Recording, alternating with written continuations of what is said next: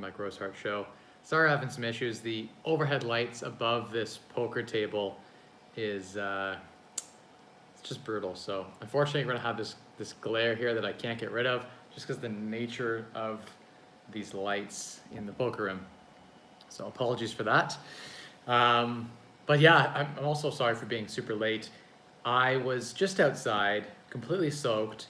We're getting like a flash flood of water. And if you go on my Instagram stories at Mike Rosehart, you can see what's going on. It's more water than, you know, a lot of people I know right now are texting me that are flooded basements and issues with their rentals and all sorts of. Let me try and turn this light down, see if that helps a little bit. Is it better, worse? I don't know. For some reason, I can't get there's too much light, and we'll see. We'll see if it, no, the camera's not gonna adjust. It is what it is. Sorry, we're gonna have terrible lighting today. We have too much light, and I don't know how to, it's got this, you know, super low hanging light fixture that hangs over the poker table, and so like, the light just hits me in the face, so sorry for that. If I knew how to fix it, I would, but I don't. So, yeah, it is what it is. I could try adjusting this light here, maybe. That'll make it better, worse. I don't know, worse. Yeah, so I was outside, and if you go on my Instagram stories at Mike Rosehart, you can see what's going on. I have these massive retaining walls towards the back third of my property where they wanted to level out the ground, you know, to put in a pool and have a place to play soccer or whatever, because I'm up on a hill, right? So the bottom of my property is like maybe 70 feet to the top elevation, right? And so the water comes and collects and runs down the retaining wall, and there was a ton of water just gushing out of my retaining wall. And some of it is, you know, there's actually fabric there, and it seems like it's collecting into specific places where it's cut into the retaining wall, armored stones. But yeah, it's just a whole thing. So that was what I was dealing with. Apologies for being late. There was some downspout issues where water was pooling in my gardens and it couldn't get out. So there was like this much water and just a crazy amount of water that it can't percolate that fast in the soil. So you need to make plans. But what's going on? So this week I want to talk about first and foremost the election in Canada, and we saw that, you know, we wasted almost $1 billion in total, if you include some of the campaigning, et cetera, so forth, on an election that resulted in no change at all. As in, there was a Liberal minority headed by Trudeau here in Canada, and there is still a Liberal minority headed by Trudeau. Almost no seat changes at all. So they just wasted $1 billion and everyone's time on an election that did nothing. He was hoping to get a majority so he could push through his new mandates to basically you know, lock everyone down. And more so, I'm less concerned about that as I am about the tax ramifications. He's going after second properties and so forth, and then anyone who has second, third, fourth, fifth rental properties, he's attacking that, imposing a 75% capital gains tax. He's talking about taxing your primary residence. They need to raise money from somewhere because they're spending and the faucets are on full, and they're like, well, where are we going to pay for all this stimulus? Well, let's go after, you know, if you have more than two rental properties, or sorry, more than two properties in general, you're already in the top 10% of real estate investors. And if you have more than 5 properties, you're already in the top 1%. So you get to 6, 7, 8, 10, 20, you're the target for, you know, you're not the majority. So they're never going to placate to you. They're never going to write laws that are going to be in your favor. They're going to be against you, which spurs today's topic, which is, where do I go? Eventually, Canada is going to become a socialist country where they need to take money from somewhere, and I don't know where they're going to get it from. So they get better if I turn this down. Oh, that helped a little bit. Is that better, guys? Worse? Better? Nah. I am in some control after all. Oh. Nope. Better. That's as good as I can do. I can't fix the halo effect of the lights above me. They're very bright. But yeah, I'd be curious to hear people's thoughts on, I know it's darker here, but what are you gonna do? I just had to pick a room to, you guys wanna see this room a little bit? I'm gonna put a huge gaming, a huge desk across here that's 2.5 feet out. It doesn't look big, but there's like from the edge of that poker table to the back wall, there's like 9 feet there. So plenty of space for 5 gaming stations. I'm gonna switch this out for a pool table because I'm a big fan of playing pool.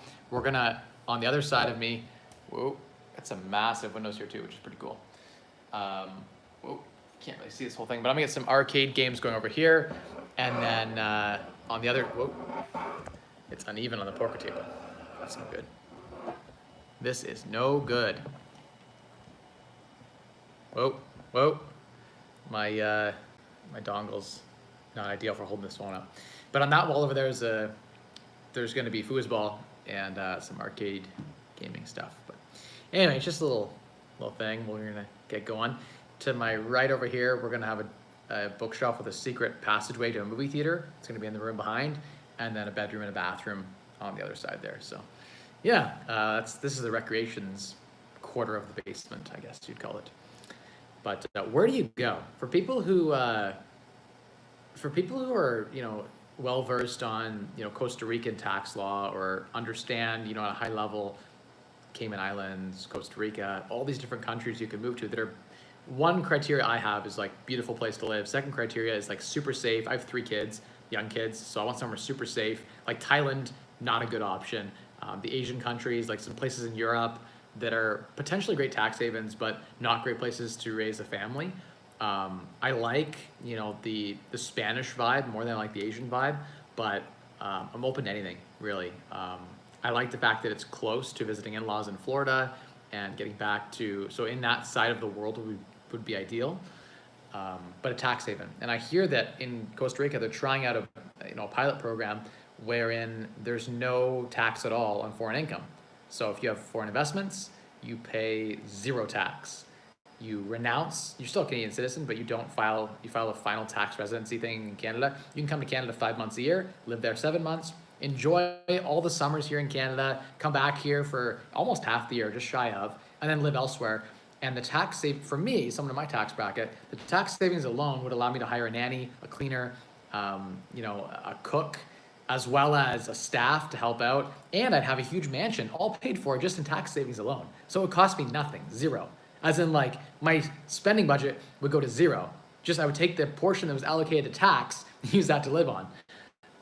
Part of why I want to get out of Canada, just because again, so much tax. Someone in my bracket, I'm carrying the world on my shoulders. Whereas if you make like 30, 40 grand a year in Canada, there's nothing, right? Like you don't pay hardly any tax in Canada. You just take from the medical system, you take from the roads, you take. You're a net negative on the system. And so half of Canadians the bottom half are a net. It's great to be in Canada because they're gaining more than they're paying. That's what you want.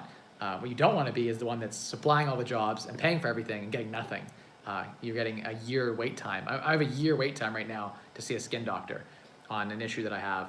And a year is not reasonable. Like I'd rather pay and go see a specialist, but it's not an option. So I don't know, that's just me. I'm exploring the option. I've got this new estate here. I love it. We love, yeah, it is a bit of you can't see it because of the light, but there is, if I shadow it, you might be able to, it's not much there. But I wish I could shave it off. It's been like 2 months now since I blew my account up with Newegg on that short squeeze margin call that forced me to liquidate at basically the bottom for me, but the top for the stock, which I was forced to cover. And I still have those shares, unfortunately, that I had to buy at $69 a share. It's now at $15 a share. Unfortunately, I had to buy $300,000-$400,000 in shares. And so actually it was like 800,000. They're now worth 400,000. So I stomached a huge loss, which I'm coming back from. I have 99 other investments that are going well. You can't win on them all. I should have stop lossed out because this one huge loss where I lost $1.59 million in one day. That's a lot to come back from, right? Like even at 100 grand a month growth rate, which is sort of the target that I look for, that's 15 months to come back from that. Unless which I've been doing, taking more aggressive strategies that result in 200K a month growth. So I can get back in, the goal is to be back in 4 months, which would require about 450,000 growth per month on my account. And again, it's much harder with a smaller account. Now that when I wiped my account out in July, towards mid-July, I think it was, it's a lot harder to grow at the same rate when your account size is, decimated by a third almost. In that options trading account, more than a third, slightly more than a third of the account was gone. Almost half in that one account. That's tough, right? My other accounts are doing well. The dividend account's doing really well. We're up 16.9% year to date on on the dividend portfolio. That's awesome. That's outpacing the TSX. That's my benchmark is the Toronto Stock Exchange. I'm outperforming that. So that's good. And the cash flow is great from the dividends. So no complaints there. I need to sit down with someone who understands tax law and really understand how I go about migrating my assets out of Canada. Like there's withholding tax if I continue to invest in Canadian equities as a non-Canadian tax filer, right?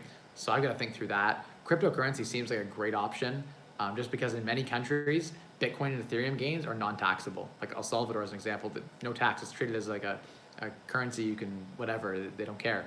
So it just depends on the place. I think staking and having cryptocurrency holdings is a cornerstone to any retirement portfolio, which you wouldn't have heard me say a year ago. And that's because of the smart contracts and the staking. I like that institutional investors are on board with it now. I like that it's seen as a store of value. But moreover than anything else, if you couldn't stake, if you couldn't lend out your currency, and like I still retain my Bitcoin or my Ethereum that I stake out. If I choose to stake out, then I can get a between 4 and 15% return relatively conservatively, while still holding the underlying asset. So if Bitcoin doubles in value, I get all that double. Plus, I'm getting paid monthly in staking, or daily in most cases, in basically like interest income on the staking. Or it depends. Sometimes you get paid out in alternate cryptocurrencies. Depends how you stake.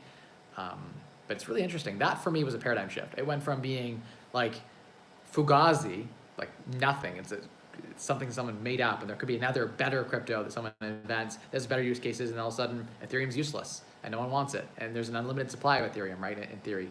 Whereas Bitcoin's got a finite supply, but still, someone could come up with something that's also got a finite supply that people believe in better. So I'm curious to hear what people's thoughts are on the different places to go. I'm a big fan of finding somewhere where, like the Nomad Capitalist on Instagram says, I follow him, and he says, go where you're treated best. That's what his business line's all about, is helping you find a place to live where you're going to be treated best.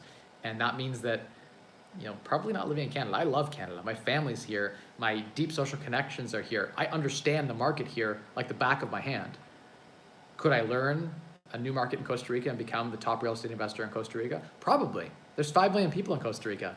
It's not hard to become the best of 5 million people. I was in continuously the top 20 list in Canada of almost 40 million people, right? So it wouldn't be hard to get in the top 10 list, I don't think, for active small-time flippers, right? So it wouldn't be hard I'm sure, to learn the ropes there, but it's a whole new business model, and all of my subject matter expertise has to pivot and modify to the differences between the two cultures and climates and just overall economies. So that's something to think about. But I don't know. There's just something nice about living in paradise where it's warm all year round. And I mean, you could come back. I could come back to Canada if I wanted to during rainy season, and enjoy the cold weather here and go for a ski if I want to. It's not like I'm stuck living there. It would just be where I would reside, for tax purposes 7 months a year. I don't know anything about Turks and Caicos, but I'm curious about that. Let's go through some of the questions here and see what you guys have to think. Slovenia. I don't know anything about Slovenia. Ideally, it's somewhere as well where people will come to visit me. I want to host my family and friends. I want, to set up a little resort style, have a couple extra, guest houses on the property where I can host people and people want to come and visit. I want my in-laws to come. I want, uncles and aunts and et cetera and so forth and friends. And like Slovenia, and no one wants to go there. I'd have a hard time bringing guests in for a few weeks at a time, or, creating some sort of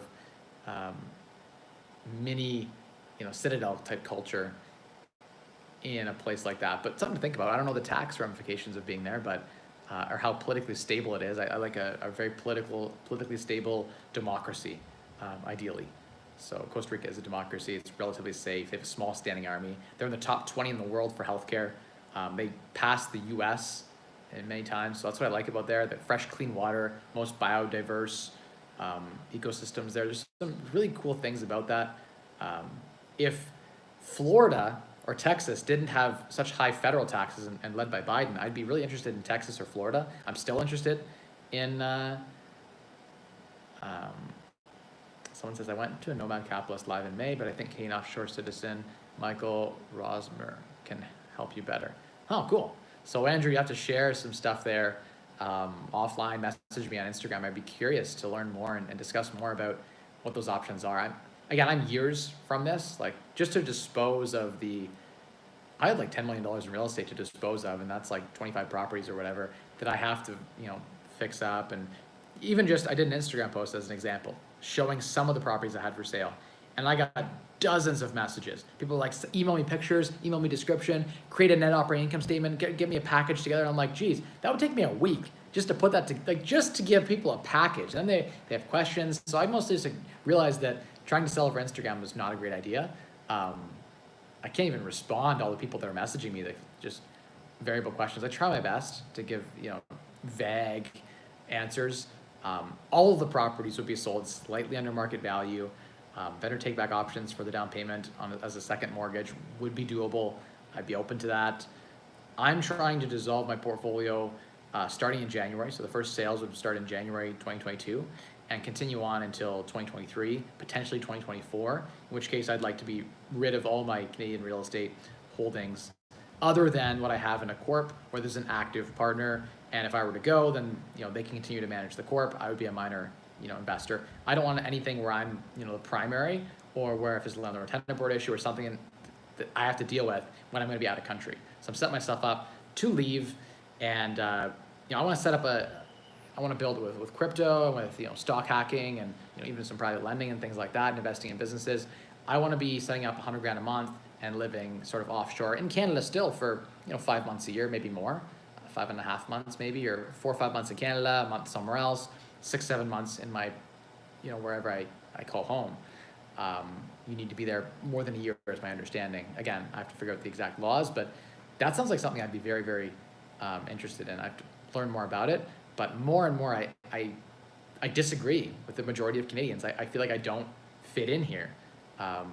Canadians are all about restricting freedoms. They're all about equalization. I'm all about being rewarded for hard work, and people are not equal. I fundamentally believe, at my core, not all human beings are equal. Some are superior at creating value than others. That doesn't mean that all humans aren't equal. All life isn't equal. I'm just saying that economically speaking, people are different. Some people have gifts that are not valuable, and some people have gifts that are very valuable. And I think that taxing someone at 75% just because they're producing results in less production and less innovation, and just in general, I think we slow down as an economy and slow down as a race. I'd like to see us do more and be more. And more importantly, like, I'm being selfish, just like everyone else who's voting for what's good for them. People vote for NDP because they're broke, or they have student debt they want to pay off, or they're not making any money, or they're in the union, they want better pay, whatever it is. People vote selfishly for themselves and their family. And my vote doesn't matter in Canada. It's just the truth. I don't have the clout or the money or the political willpower to have any real influence. My vote means nothing. I'm in the minority.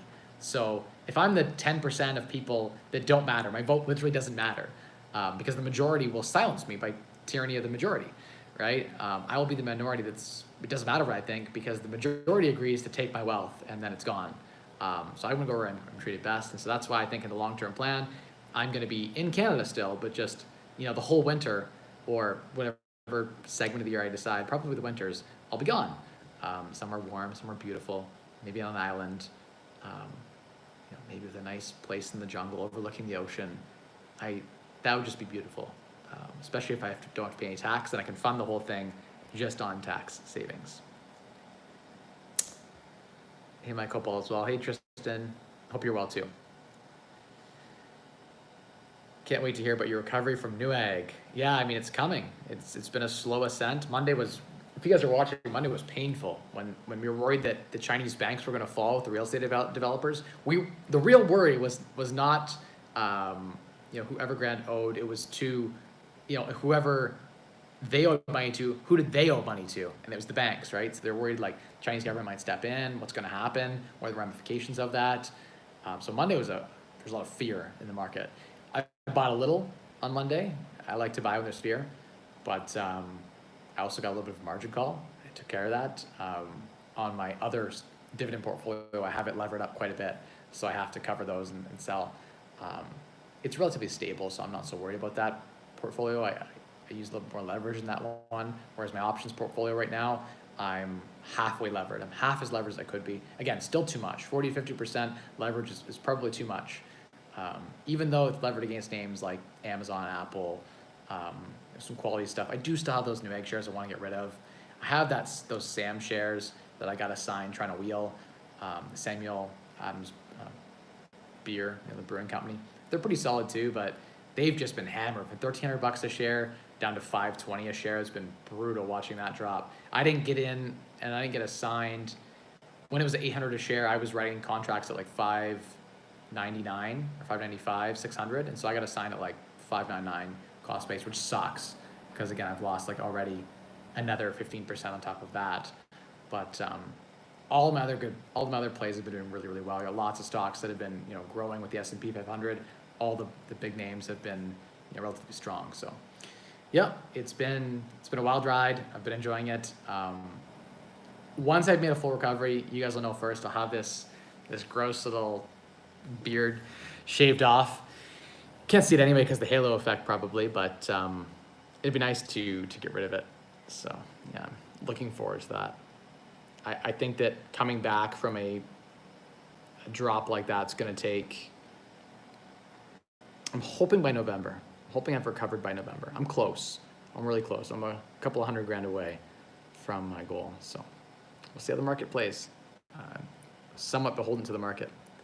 I do some spread stuff, and I run the wheel, but again, the market is the maker. I bet on it being long-term strong. So that means that if it isn't strong for short-term, I feel that pain. Tristan, nice. Good to hear you voted for who you believed in. At the end of the day, in a neoliberal haven, I'd seriously consider Austin, Texas. So yeah, I don't know much about Austin, Texas, but my understanding is you're still beholden to the federal taxes, which are brutal in the U.S. still, right? I don't want to pay federal taxes, even if the state tax is zero. The property taxes are insane in Texas, and although property values are really great, you get a lot for $1 million in Texas. You don't as much anymore where I live. $1 million doesn't go that far. It's like a decent house here these days. So you would live in Costa Rica 7 months a year, Tristan says. Well, yeah, something like that. Nibbled on some Bitcoin and Ethereum yesterday. Good for you, Rav. That's I think you can't go wrong. There might be a further dip, but I definitely think that was a good time to buy. It's a great dip. I don't know if it's the bottom, but a great dip. Gogeta says, did you also go through Irwin Stock Hacker recommended? So I've parsed it a bit. I do have access and I want to finish it and go through it. I just haven't budgeted the time for it. It's a great Canadian alternative. I think if you're just getting started, another great alternative is, and I have a promo code, so if you want to use Irwin stuff, just let him know that I sent you. He has some good courses and his advanced course is good too. But Tasty Trade is a free one that you can try out just to learn a little bit about options. It's a free course, very in-depth, very well done, tastytrade.com. So, yeah. Puerto Rico has a law that's pro-crypto. That's cool. Justin Trudeau will be removed from office next year in a scandal, Kevin says. I mean, there's already been so many scandals. He's been caught with his hand in the cookie jar so many times. The whole Me to We crap with his family involved. Like, he's corrupt as it goes. I mean, they're all corrupt. All the politicians are terrible, so. What would you do with 50K cash and 2 rental properties under your belt? So Port City, it really depends. It's hard to say that one is better than the other or something to that effect. Everyone has a different game plan, but if I had $50,000 cash, I'd probably try to find a way to buy another property, deploy that cash. Especially in your early building phases, I'd find a way to look at that rental property portfolio. Is there a way to refinance more capital out? Is that capital that's in the property producing a great return on equity of like minimum 18%? If it isn't, time to sell. Yeah, so those are kind of the questions I would go through.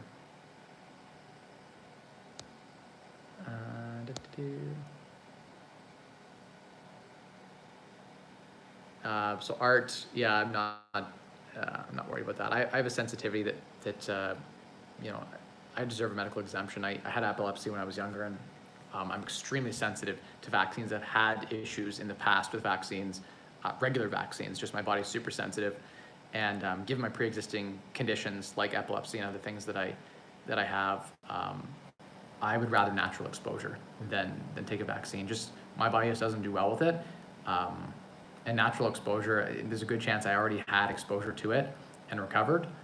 Again, you need to keep exposing yourself to the things, it's unclear whether natural immunity and natural exposure gives you long-term protection. Short-term, it gives you better protection than being vaccinated. So short-term, I'm just fine. But yeah, to each their own. Like, almost everyone I know is vaccinated. My parents are vaccinated.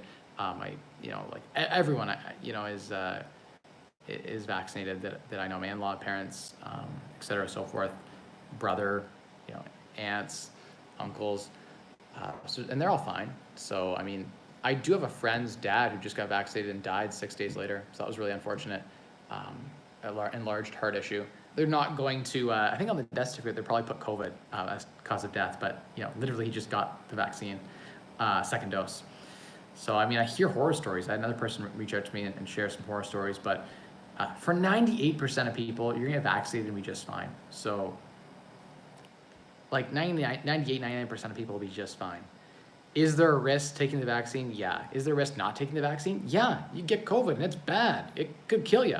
It's, statistically speaking, for someone under 30 and no other risk factors, about as deadly as the flu, a little bit more so.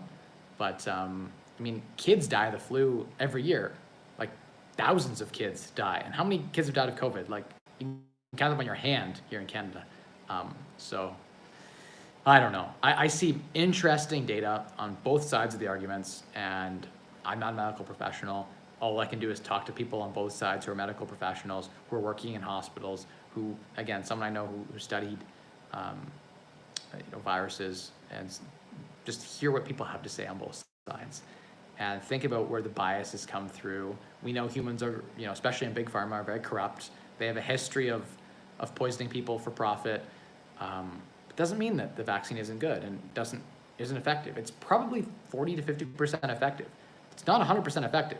It's 40 to 50%. You get the vaccine and end up dead in the hospital from COVID. It helps. That's it. It helps. You have it, you're not safe.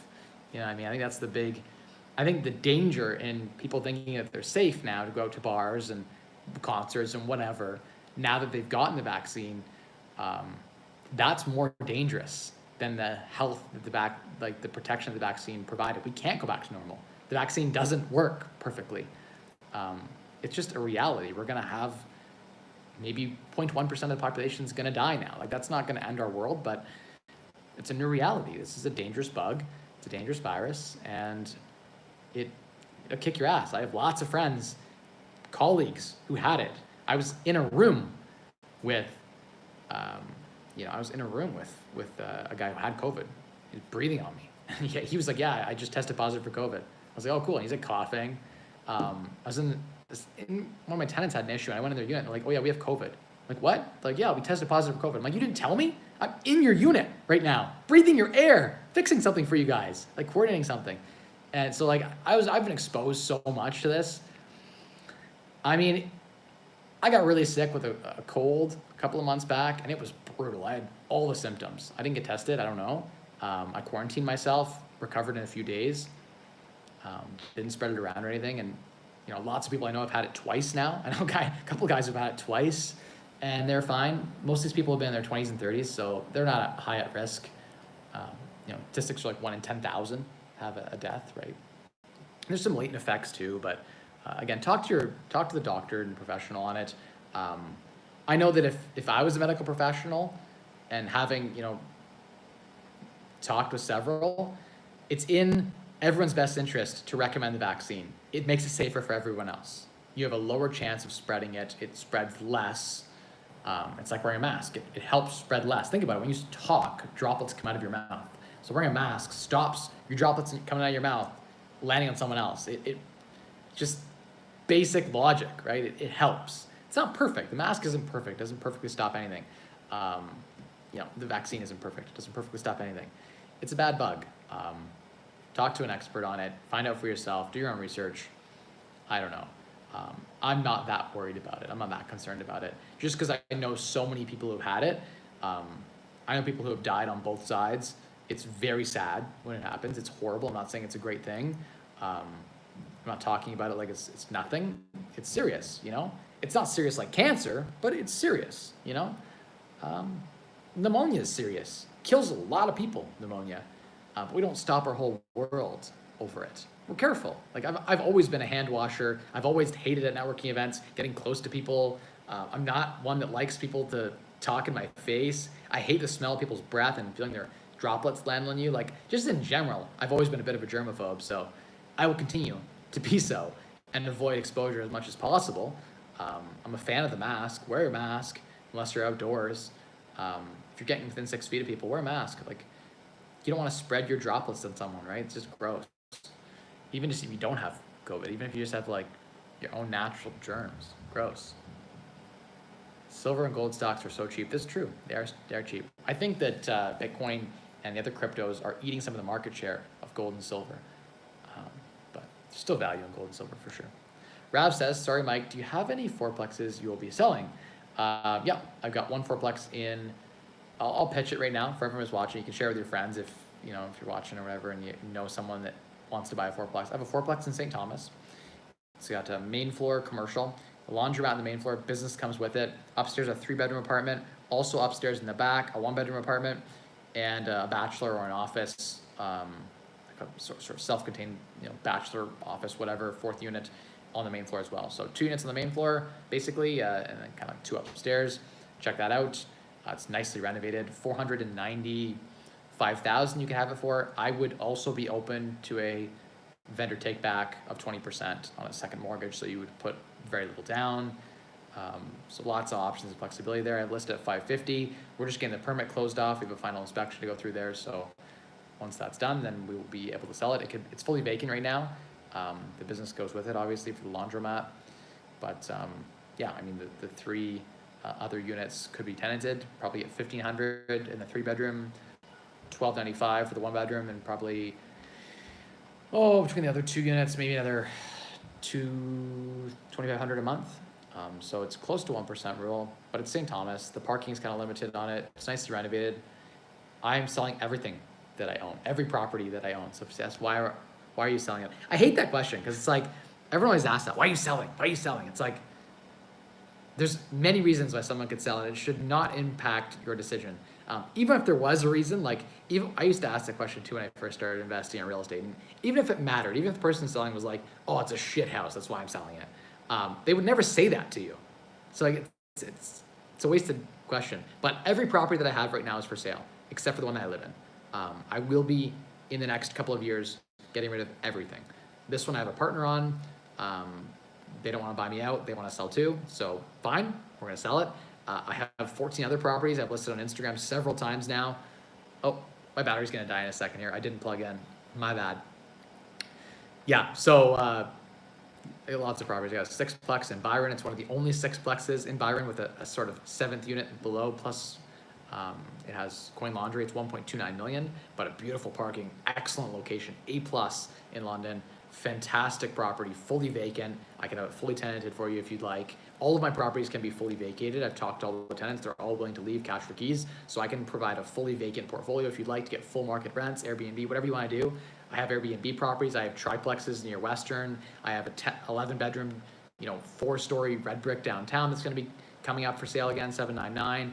I've got a couple of properties in the Blackfriars area. I've got a duplex that's really nice in the Oxford and Warncliffe right near Western for $599. Got another triplex in around that area.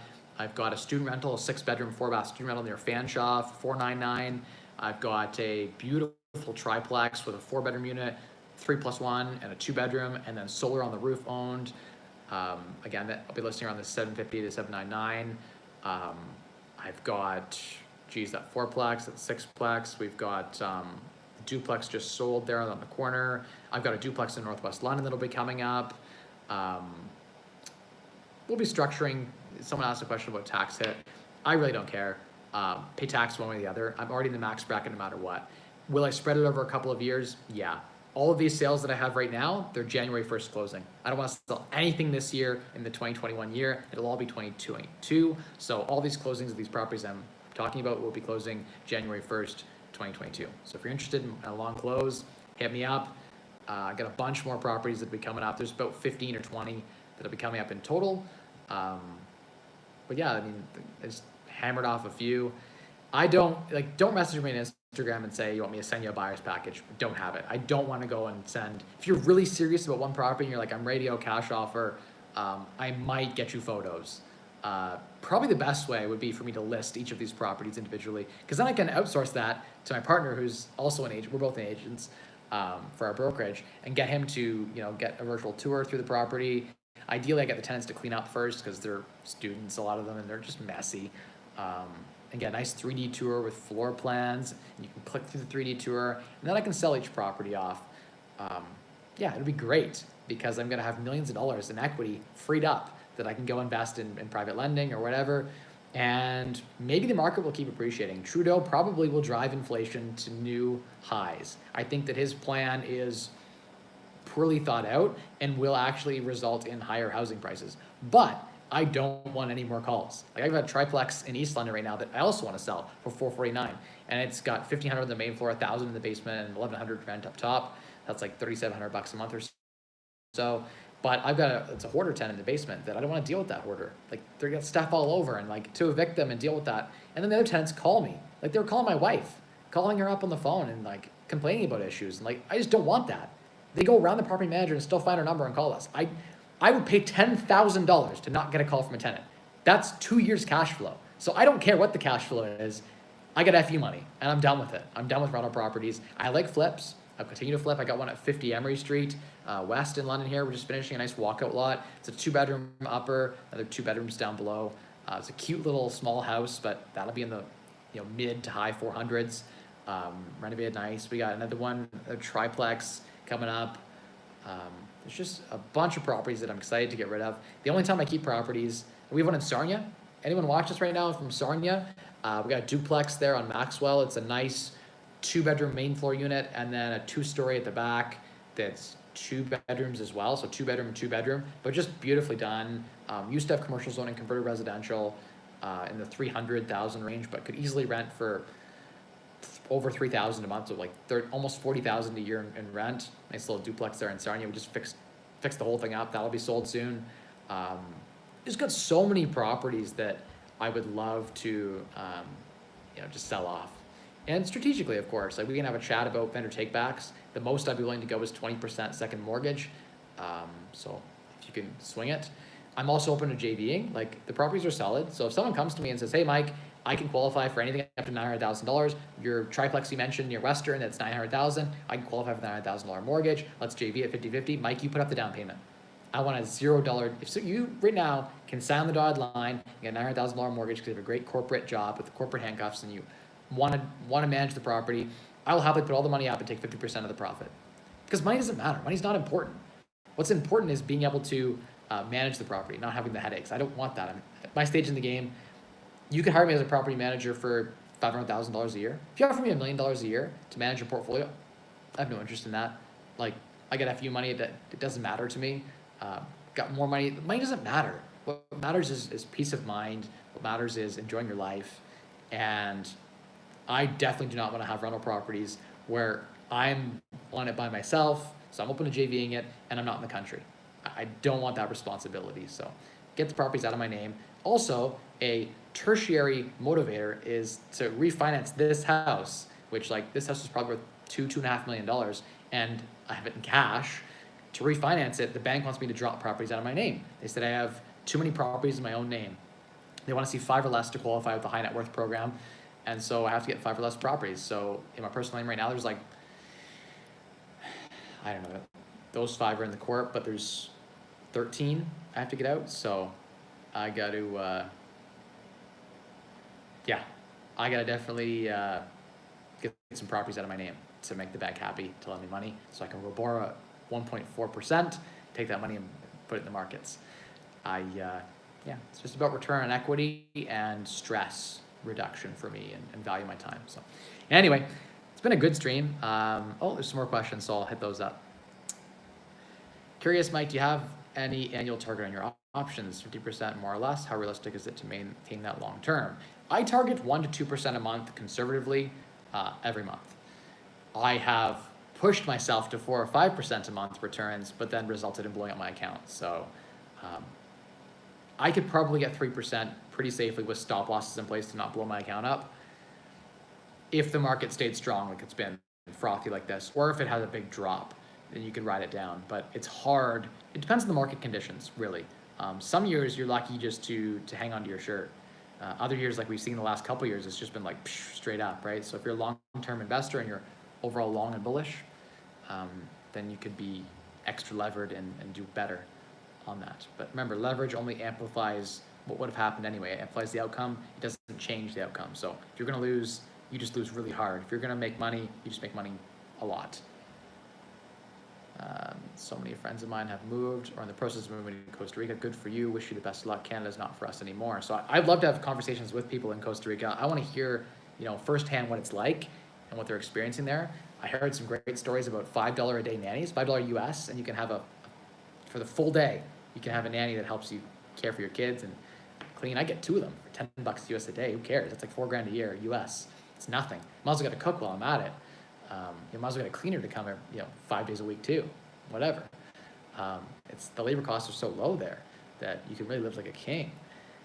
On $100,000 a year down there, like I would save probably $200,000 a year in taxes just going down there. In the long term, as my wealth grows, that'll be more and more acute. Like 20, 30 years from now, I expect to be making $1 million a month, at least, just in passive returns on my portfolio as it continues to grow and snowball, right? That means in Canada, I'd be paying half of that in tax. That's a lot of tax. You could own a small village in many countries for that. So I'd prefer to have a small village in a nice coastal, beautiful Costa Rica than have a big tax bill in Canada. Big Pharma needs your money. Go get the vax. Jokes. Good evening, Mike Hopewell as well. All is well, really. I can't complain. I wake up every day feeling blessed that I have 3 healthy daughters. And, I have a great family. My wife's awesome. I have great people in my circle. I live with, one of my best friends. Not a lot of people can say that they have the sweet setup that I have. So blessed every day. Even on a down day in the market, I wake up and I'm down $100,000 in my portfolio. I still feel blessed that I can lose $100,000 and not be sweating. You know what I mean? Like every day, even if it's a bad day, even if the city's coming down on me, even if I got tenants calling me. I woke up one day and we had like 27 calls from tenants when a hot water tank blew out on one of the triplexes. We had to put a new hot water tank in. And Enercare is completely useless. It took 7 days to get a tank in. I was on the phone with them for 30 hours. I was doing other things at the same time, but on hold with them. The property manager I had at the property quit because it was such a headache. Not his fault. I understand where he's coming from. But when you have a property manager quit because there's that much stress at the property and it falls on you. Now the tenants are calling you and they're going around the property manager because they have my number. They shouldn't, but they do. And tenant fighting is the worst. When tenants start fighting with each other and then they expect you to N5 each other, all the different tenants, and resolve the issues. It's the worst. One of the tenants, I just said leave. I was like, they're like, we hate this place. We hate this tenant. Blah, blah, blah. We just signed a lease. We don't care. I'm like, good, go. Your lease is abolished. Leave. I don't want to hear from you. They're like, oh, really? I'm like, yeah, leave. Get out. If you want to go, go. Okay. Gone. Some landlords would try to, I just want to solve the problem. Don't call me. If your problem is you want to leave, leave. Don't stay in the property, whatever. It's brutal. Landlording is the worst. Property management is the worst. You need to find good property managers. That's tough. I've experienced some of the worst, and I've had some bad properties too with some rough tenants. I've had the hoarder tenants, and they're the worst. The ones that call the property managers and bug them. We wear seatbelts for safety. Getting the shot, if you can, seems like a good idea. Tom, I agree. It's a simple safety thing. If you can do it, you should. If you're not going to have, large adverse reactions, you should probably get it. Same as you should probably wear a mask. Just in general, in Japanese culture, you're not feeling well, you wear a mask. That should be here. I should see masks on people on buses. I should see masks on people in malls. That's just how it should be. It's a general hygiene thing. Like you wash your hands after you take a shit. That's just how I believe it should be. Okay. I do hear they have spiders the size of plates. And I can see, yeah, I see you. Okay, I gotta wrap this up. 9 hours of calls, Enercare. Yeah, exactly. Same problems I've had. What do you think about the stock market? Are they gonna drop? I don't know. Possible. It's possible it could drop further. We had a great rebound day today. I think staying under levered is key. I'm probably going to get like 10 or 20% leverage in my options portfolio to be ready to strike. We are around all-time highs. Just keep that in mind. Keep that in mind. Yeah. All right, guys, I got to rock and roll. I put my daughters to bed. I already started super late, so I'm way past. My daughter's literally in her bedroom above me, and I can hear her needing me to be there to put her to bed. So thank you guys so much for tuning in. If you're watching the replay, drop in the comments and say hi. If you're interested in my portfolio or just chatting, see you on Instagram. I'm Mike Rosehart. And if I missed your question, just paste it in the comments after, and I'll answer it. All right. Thanks, everyone. Take care, and have a good one. Oh, forgot to say it. The same thing I say every single episode for the last 4 years. The secret to unlocking a wealthier you, 3 levers. Spend less, earn more, and maximize returns on the difference. Bye, everyone.